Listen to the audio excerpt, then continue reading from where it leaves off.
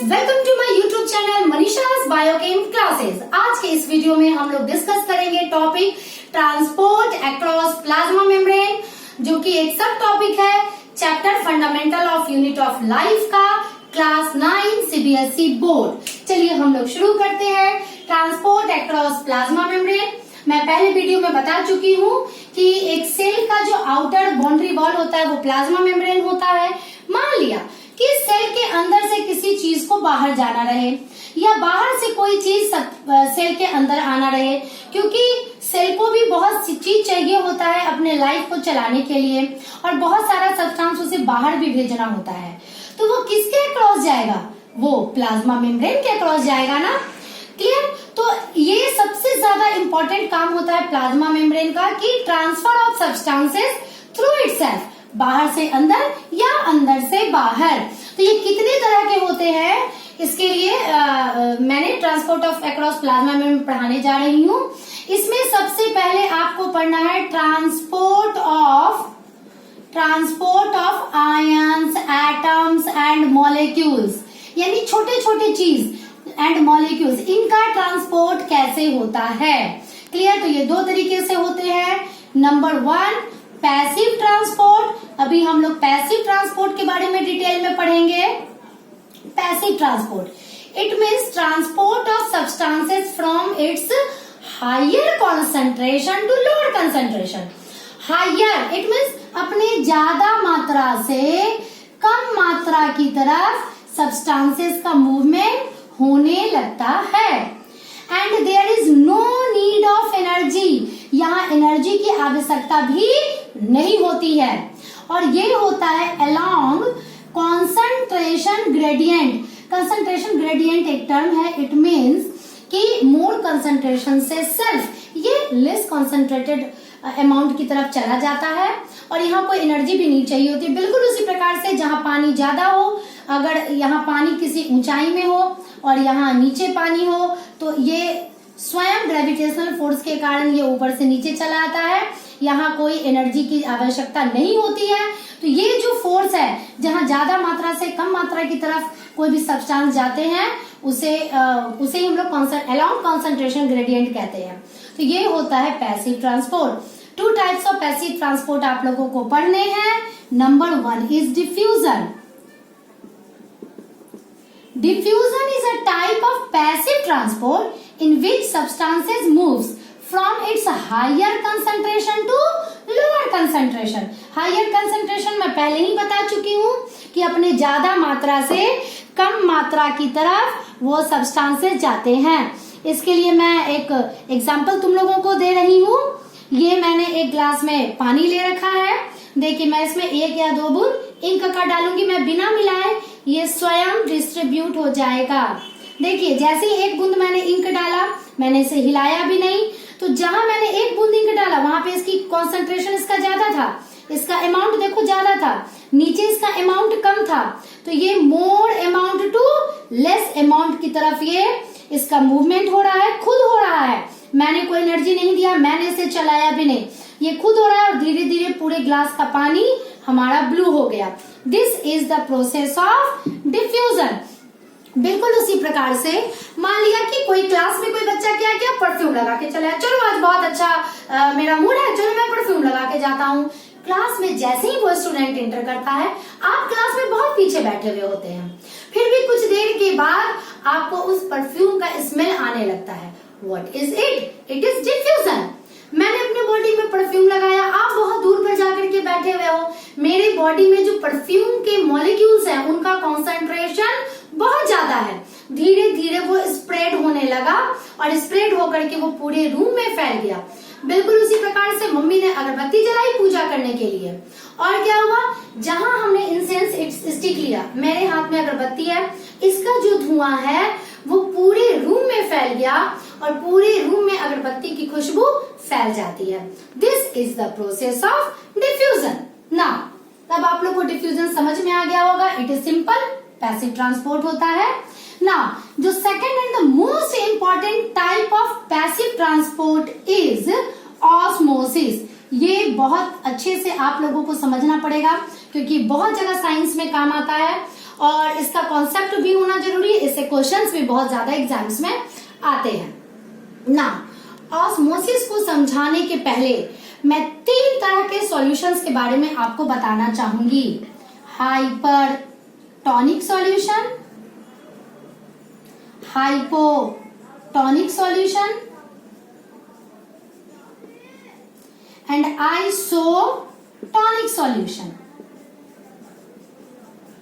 Hyper, बेटा hyper term जहां भी रहे it means it is related with more. As for example hypertension, बहुत ज्यादा टेंशन, क्लियर। हाइपो टर्म जहां भी रहे it means less, means hypo sugar level हो गया, यानी कि हमारी बॉडी में शुगर की मात्रा कम हो गई। तो हाइपर एंड हाइपो टर्म आप लोग को समझ में आ गया। Tonic it means it is related with concentration, और सॉल्यूशन नोन एज सॉल्यूशन। एक एग्जांपल मैं देती हूं, एक ग्लास मैंने पानी लिया और दूसरे ग्लास में भी मैंने पानी लिया, इसका नाम मैंने ए रखा, इसे मैंने लेबल बी किया। इसमें मैंने डाला 1 ग्लास वाटर, इसमें भी मैंने डाला 1 ग्लास वाटर। इसमें मैंने डाला 10 स्पून शुगर, इसमें मैंने डाला 20 स्पून शुगर। अब मैं एक साधारण भाषा में बोलूंगी, शरबत अगर मैंने बनाया तो ज्यादा गाढ़ा शरबत किसका बनेगा? बी वाले का, क्योंकि इसमें मैंने 20 चम्मच चीनी डाल रखा है। साइंटिफिक लैंग्वेज में अगर मैं कहूं कॉन्सेंट्रेटेड सॉल्यूशन कौन सा हुआ, तो B is more concentrated, more concentrated. चलिए मैं मोर भी लिख देती हूँ ताकि आप लोग भूल मत जाना। And this is less concentrated. तो पहले तो अगर सॉल्यूशन चैप्टर आपने पढ़ा तो ये जान लिया होगा, शुगर क्या है? सॉल्यूट। वाटर क्या है? सॉल्वेंट। तो वाटर और शुगर को मिलाया तो बन गया सॉल्यूशन, क्लियर। तो सॉल्यूट की मात्रा किसमें ज्यादा है? नॉट ओनली चीनी, यहाँ पे हम किसी भी चीज की बात करेंगे, सॉल्यूट की मात्रा किसमें ज्यादा है?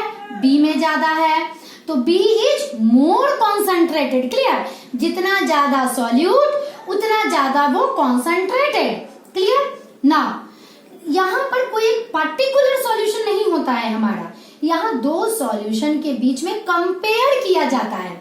मान लिया कि अगर यही मैं ग्लास नंबर सी ले लूं और इसमें भी 1 ग्लास वाटर डाल दूं और इसमें मैं 30 स्पून शुगर डाल दूं, अब बताइए बी मैंने मोर कॉन्सेंट्रेटेड यहाँ लिखा है, लेकिन बी और सी में अगर मैं कंपेयर करूं तो C is more concentrated and B is less concentrated. Is that clear? It means जैसे क्लास में अगर कोई एक तेज बच्चा है वो हमेशा 90% मार्क्स लेके आता है, मैक्सिमम मार्क्स आपके क्लास का स्कोरिंग है 90%, तो वो सबसे ज्यादा तेज है, द बेस्ट बॉय, क्लियर।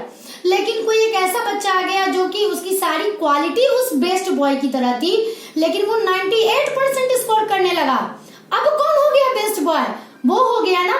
तो यहाँ पर हम लोग कौन बच्चा तेज है, कौन बच्चा कमजोर है, ये एक कंपैरिजन के द्वारा हम लोग निकालते हैं, क्लियर। कोई भी एक बेस्ट अपने आप में नहीं हो सकता या कोई भी अपने आप में वर्स्ट नहीं हो सकता है।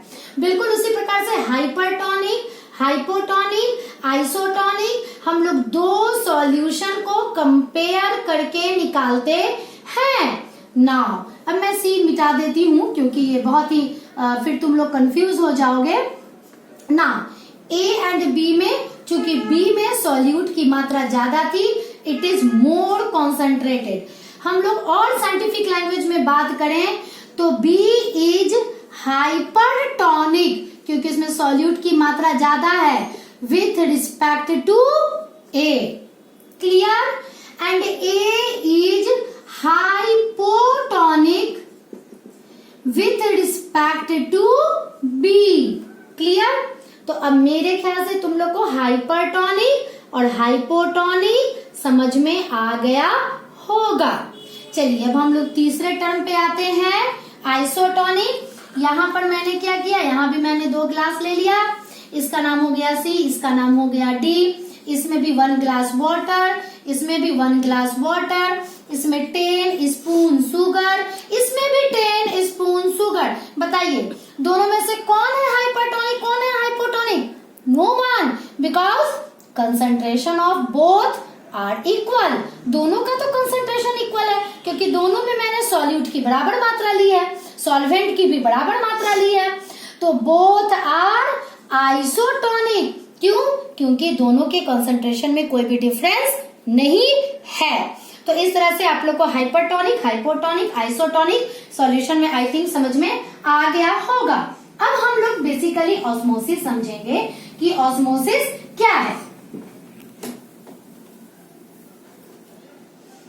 मैंने एक बीकर लिया, इसके बीच में मैंने एक सेमी परमिएबल मेम्ब्रेन का वॉल लगा दिया। Semi permeable membrane, what is it? It is a plasma membrane. Synthetic membrane हम लोग लगाते हैं, यहाँ पर किसी सेल का प्लाज्मा मेम्ब्रेन लेके नहीं लगाते। मार्केट में इट मींस जहाँ लेबोरेटरी के सामान मिलते हैं उस दुकान में आता है, जनरल दुकान में नहीं। सेमी परमिएबल मेम्ब्रेन लगा दिया, इसे कह दिया साइड ए, इसे कह दिया साइड बी। इधर मैंने डाला 1 ग्लास वाटर, इधर भी मैंने डाला 1 ग्लास वाटर। इधर मैंने डाला 10 स्पून शुगर और इधर मैंने डाला 15 स्पून शुगर या मोर देन 10 स्पून शुगर। अब बताइए which is hypertonic? Yes, B is hypertonic with respect to A and A is hypotonic with respect to B. अब होता क्या है, जैसे ही बीच में सेमी परमिएबल का मेम्ब्रेन आता है, सेमी परमिएबल मेम्ब्रेन से शुगर का पार्टिकल्स इधर से इधर नहीं आ सकता है ताकि कंसंट्रेशन बराबर हो, but water can move across semi permeable membrane. तब क्या होता है, हाइपोटोनिक सॉल्यूशन से, यानी लेस कॉन्सेंट्रेटेड, ये लेस कॉन्सेंट्रेटेड है ना with respect to this and it is more concentrated. तो लेस कॉन्सेंट्रेटेड सॉल्यूशन से मोर कॉन्सेंट्रेटेड सॉल्यूशन तक वाटर का ट्रांसफर होना शुरू हो जाता है, यानी हाइपोटोनिक से हाइपरटोनिक सॉल्यूशन तक वाटर का ट्रांसफर होना शुरू हो जाता है and this is known as osmosis. अब मैं डेफिनेशन इसका बोलती हूं, movement of water from less concentrated solution to more concentrated solution is known as osmosis।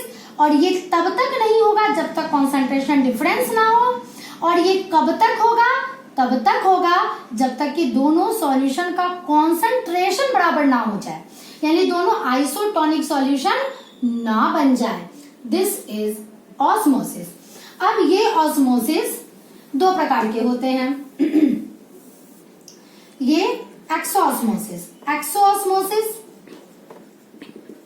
Endosmosis.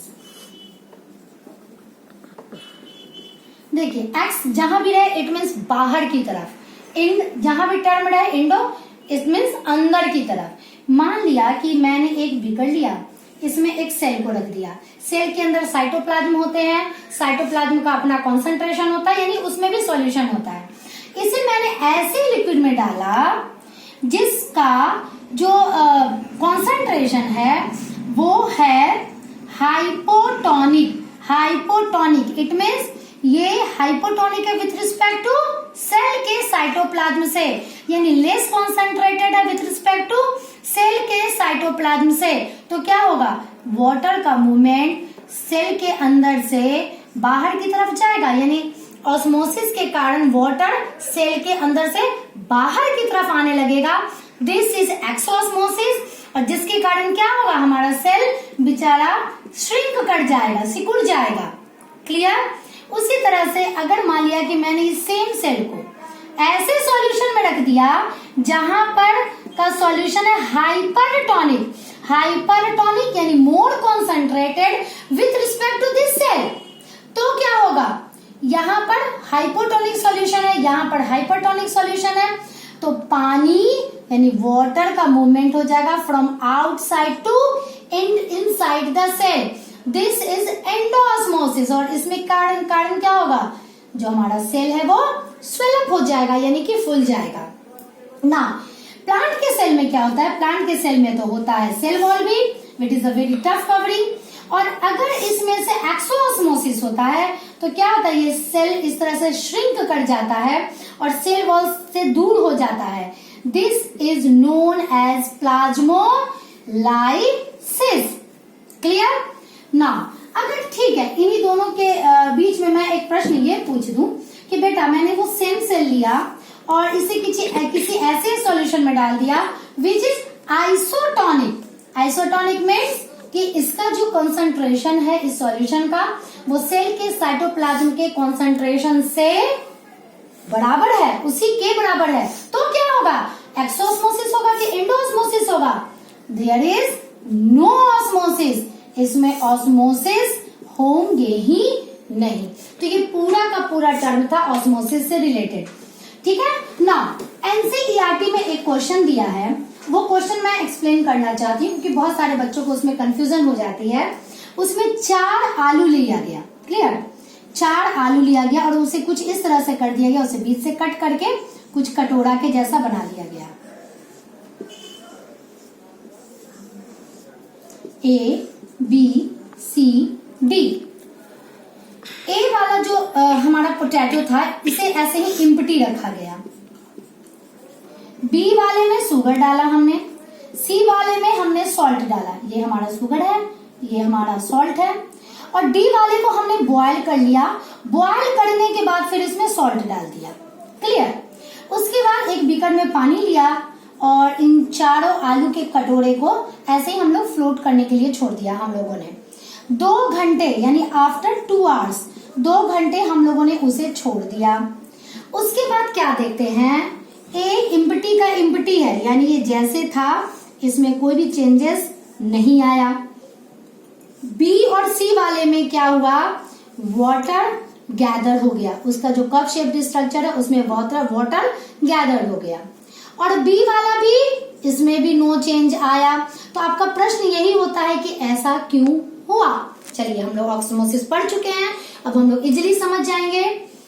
A empty रहा because there is no concentration gradient, इसके अंदर हमने कुछ भी नहीं रखा था तो इसलिए ऑस्मोसिस नहीं हुआ, क्लियर। बी और सी में हमने शुगर और सॉल्ट रखा था जिसकी वजह से इसके कप के अंदर वाला पार्ट क्या हो गया, इट बिकम हाइपरटोनिक, और इसकी वजह से यहाँ के सेल से पानी बाहर की ओर आने लगा, क्लियर। और इस तरह से एक्सोस्मोसिस हुआ और पानी यहाँ पे इसके कप शेप्ड स्ट्रक्चर में जाकर जमा हो गया। डी वाले में क्या, डी वाले में भी तो हमने सॉल्ट रखा था लेकिन हमने इसे बॉयल कर लिया था। बॉयल होने के कारण ये क्या हो गया, ये डेड हो गया, और डेड सेल्स में कभी भी ऑस्मोसिस नहीं होता है। तो इस तरह से ये एनसीईआरटी का लास्ट क्वेश्चन है एक्सरसाइज का, इसे आप लोग देख लीजिएगा और इसके क्वेश्चन के आंसर को अच्छे से लिख लीजिएगा। तो ये पूरा का पूरा हमारा था ऑस्मोसिस, और इस तरह से हमारा पैसिव ट्रांसपोर्ट अब खत्म हो गया। The second type is active transport. Active transport, active transport is just opposite to passive transport. इसमें सब्सटेंस अपने लेस अमाउंट से मोर अमाउंट की तरफ जाते हैं, जस्ट अपोजिट। अब ये तो भाई कंसंट्रेशन ग्रेडियंट के अगेंस्ट वाली बात हो गई, ठीक है, इसलिए इसे एनर्जी चाहिए होता है, दे नीड एनर्जी, और ये बहुत ही एक्सट्रीम केसेस में होता है एक्टिव ट्रांसपोर्ट। मान लिया कि ये है प्लाज्मा मेम्ब्रेन। प्लाज्मा मेम्ब्रेन का स्ट्रक्चर हम लोग पढ़ चुके हैं जिसमें बहुत सारे प्रोटीन के पार्टिकल्स भी होते हैं और बहुत सारे वो कैरियर प्रोटीन का भी काम करते हैं। मान लिया कि ये कोई सब्सटेंस है जिससे ट्रांसपोर्ट होना है और प्लाज्मा मेम्ब्रेन के दूसरे साइड भी वो सब्सटेंस बहुत सारे हैं, बट फिर भी इस साइड में यानी साइड बी में हमें और ये वाला सब्सटेंस चाहिए किसी वर्क को करने के लिए, और ये चाहिए, तो क्या होगा, तब क्या होगा कि ये सब्सटेंस जिसे ट्रांसपोर्ट होना है वो कैरियर प्रोटीन से जाकर के अटैच हो जाएगा। फिर ये कैरियर प्रोटीन जो ऐसे है इसका मूवमेंट दूसरे डायरेक्शन में हो जाएगा, और इस मूवमेंट के लिए इट नीड्स एनर्जी, और लिविंग सिस्टम एनर्जी कहाँ से लेता है, लिविंग सिस्टम एनर्जी लेता है एटीपी से। तो एटीपी से एनर्जी लेकर के इसका मूवमेंट दूसरे डायरेक्शन में हो गया और इस तरफ ये सब्सटेंस का ट्रांसपोर्ट हो गया, फिर से ये रीस्टैब्लिश अपने पोजीशन को ले लिया। तो इस तरह से एक्टिव ट्रांसपोर्ट होता है जिसमें लेस अमाउंट से मोर अमाउंट की तरफ जाते हैं कोई भी सब्सटेंस और इसमें एनर्जी चाहिए होती है। तो इस तरह से हम लोगों का transport of ions, molecules and atoms complete हुआ। लेकिन वैसा क्या, जैसे मान लिया अमीबा है, अमीबा जो खाना खाता है, क्लियर? यानी कि अगर आयन ना हो, एटम ना हो, कोई बल्क ट्रांसपोर्ट यानी कोई एक बड़ा अमाउंट का ट्रांसपोर्ट होना रहे सेल से, मतलब जिससे सेल ले सके, ठीक है, बल्क अमाउंट का ट्रांसपोर्ट हो, जिसे हम लोग कहते हैं बल्क ट्रांसपोर्ट। जिस तरह से अमीबा खाना खाता है उसे क्या कहेंगे? क्लियर? तो इसे या तो सेल के अंदर कुछ जाएगा या तो सेल के बाहर कुछ जाएगा, तो इट इज एंडोसाइटोसिस, यानी सेल के अंदर कुछ जाना, इनसाइड द सेल, इस सेल के अंदर अगर कुछ जा रहा हो। ये कैसे होता है? मान लिया कि इस सब्सटेंस को अंदर जाना है, प्लाज्मा मेम्ब्रेन क्या करेगा, कुछ इस लाइक जैसे सीडोपोडिया बनाता था अमीबा, बिल्कुल उसी तरह से इस तरह का स्ट्रक्चर बनाएगा और फिर इसे घेरते हुए लास्ट में वैक्यूल में उसे स्टोर कर लेगा। दिस इज वैक्यूल में उसे स्टोर कर लेगा। क्योंकि जो सेल के बाहर था वो सेल के अंदर गया, इसीलिए इसे कहते हैं एंडोसाइटोसिस। अगर कोई सॉलिड चीज अंदर जाए, दिस इज फैगोसाइटोसिस, अगर कोई सॉलिड चीज जाए। अगर कोई लिक्विड जाए, दिस इज पिनोसाइटोसिस। प्रोसेस हमारा बेटा सेम है, कोई लिक्विड जाए तो, ठीक है। And the second one is exocytosis. It mean cell के अंदर अगर कोई चीज है वैक्यूल के अंदर, इसे ट्रांसपोर्ट करना है बाहर की ओर। ये एटम, आयंस और मॉलिक्यूल्स नहीं है, ये कोई बल्क है, यानी मोर देन वन मॉलिक्यूल ये है। मान लिया कि 100 मॉलिक्यूल का बना हुआ कोई सब्सटेंस है, तो ये वैक्यूल क्या करता है, मूव करता है, बिल्कुल ऐसे। मान लिया वैक्यूल है, ये मेरा प्लाज्मा मेम्ब्रेन है, इसकी तरफ ये मूव करेगा और जैसे ही उसे जाएगा दोनों का वॉल डिसॉल्व हो जाएगा और वो सब्सटेंस बाहर आ जाएगा। ये इसकी तरफ मूव करेगा, जैसे ही ये इससे अटैच होगा दोनों का वॉल डिसॉल्व हो जाएगा और वो सब्सटेंस बाहर चला आएगा। This is exocytosis. तो इस प्रकार से हमने पूरे टॉपिक को कर लिया, transport across plasma membrane. Next video में मैं मिलती